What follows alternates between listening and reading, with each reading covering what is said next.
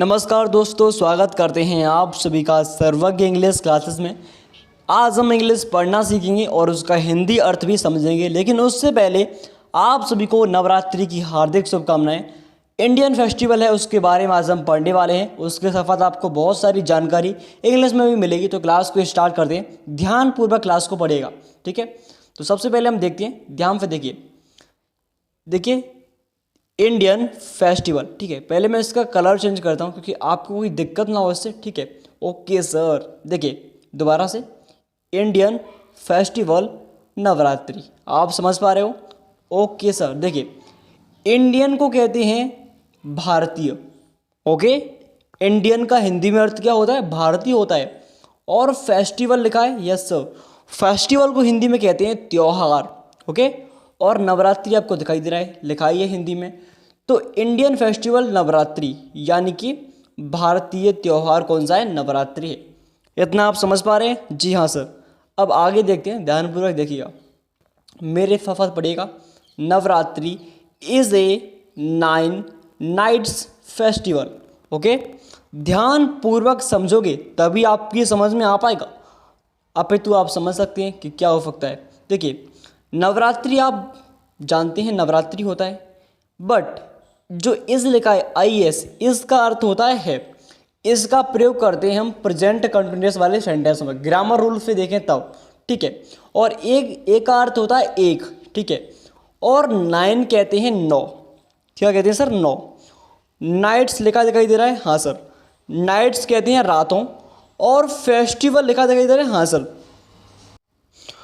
Festival कहते हैं त्योहार, क्या कहते हैं? त्योहारों, ठीक है। तो देखिए पूरे का ट्रांसलेशन निकालते हैं। तो Navratri is the 9 nights festival, यानी कि नवरात्रि 9 रातों का त्योहार है, ठीक है। इतना आप विशेष रूप से समझ चुके होंगे। ध्यान से एक एक शब्द का, पूरे एक एक वर्ड्स का अगर आप हिंदी में अर्थ याद कर लेते हो, इस पूरे संसार की इंग्लिश जितने भी मीनिंग्स होंगे, जितने आप समझ लोगे, उतना ही, जैसे कि हम हिंदी में जानते हैं ये सेब होता है, अनार होता है, ये त्योहार होता है, उसी प्रकार से हम इनको इंग्लिश में भी सीख गए ना, तो गारंटी से कह रहा हूँ इंग्लिश आप स्वयं सीख जाओगे बोलना भी, ठीक है। अब आगे पढ़ते हो कि हाँ सर, देखिए celebrated in the honour of goddess Durga. अब देखिए, अब इसका ट्रांसलेशन कैसे करते हैं। सबसे पहले हम देखेंगे सेलिब्रेटेड। सेलिब्रेटेड कहते हैं मनाया जाता है, मनाया जाता है। और इन कहते हैं मैं, द ऑनर कहती हैं सम्मान। अब यहाँ पर आप बोलोगे सर इसे हॉनर लगाए, शुरुआत में एच है।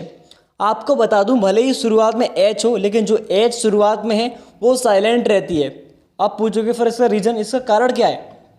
देखिए अगर कोई जो वॉवेल होता है, यानी कि कोई स्वर होता है, स्वर से पहले कोई व्यंजन होता है, तो वो वाला वर्ड्स हमारा कॉन्सोनेंट, यानी कि बिल्कुल साइलेंट रहता है, ठीक है। तो ऑनर, ओके। आगे देखते हैं, ऑफ गॉडेस दुर्गा, ठीक है। तो यह दुर्गा माँ के सम्मान में बनाया जाता है।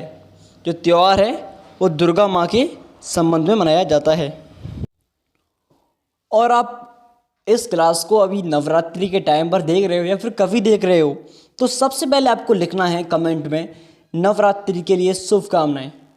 कौन कौन इन देवी माताओं से प्रेम करता है और कौन कौन उनका भक्त है, कमेंट में जरूर बताइए। आगे देखते हैं, जैसे कि देखिए नवरात्रि, ओके, क्या देखते हैं? Navratri is a long festival, okay ji sir.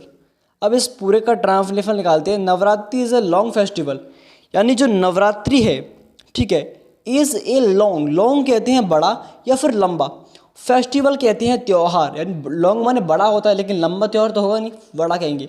Navratri नाम है और इज ए माने एक है, तो नवरात्रि एक बड़ा त्यौहार है। Navratri is a long festival, okay, हाँ सर।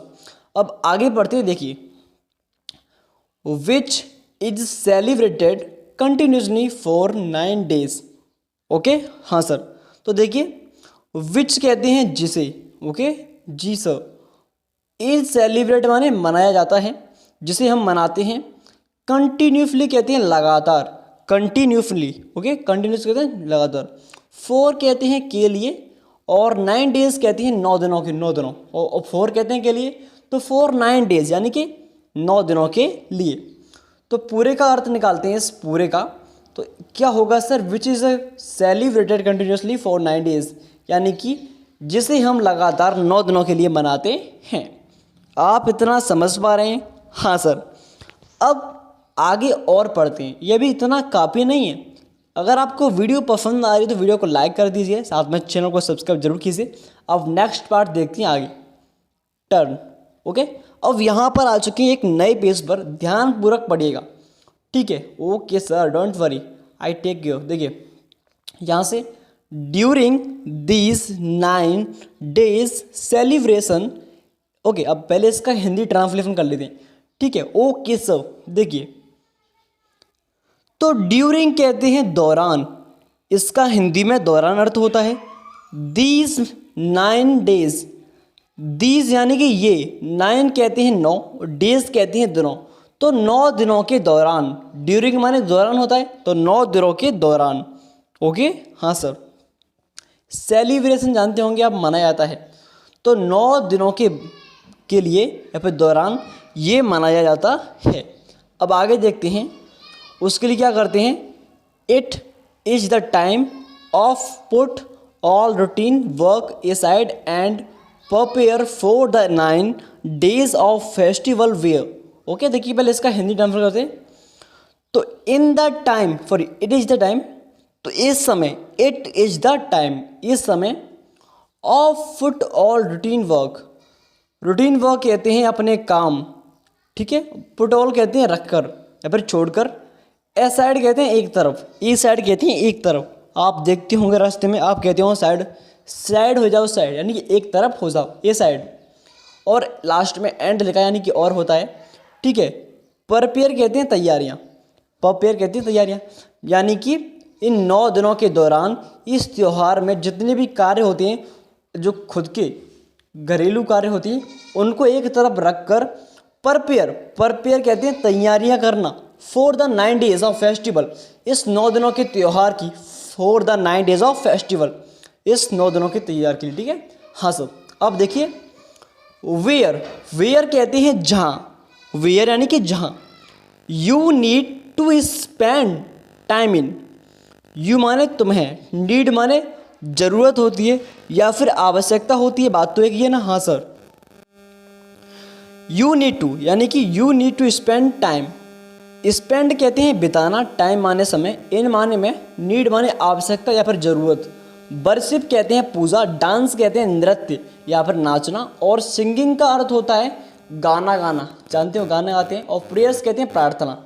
तो इस पूरे का ट्रांसलेशन निकालते हैं तो बहुत ईजी है, देखिए, यानी कि इस पूरे का अगर अर्थ निकालते हैं तो देखिए पूरे को देखते हैं, you need to spend time in worship, dance, singing, prayers, यानी कि इस समय तुम्हें ज़रूरत होती है, नीड माने आवश्यकता या फिर ज़रूरत होती है, स्पेंड माने बताना, टाइम माने समय, और इन पूजा, नृत्य, गाने और प्रार्थना, यानी कि इस समय आपको जो समय होता है उसको पूजा पाठ में, प्रार्थना में, डांस में, भजन गाने में, आदि में इन समय को व्यर्थ करना पड़ता है। फिर व्यर्थ नहीं, व्यर्थ तो बेस्ट होता है, लेकिन इनमें समय बिताना पड़ता है, तभी आपकी जो भक्ति है वही प्रसिद्ध होगी।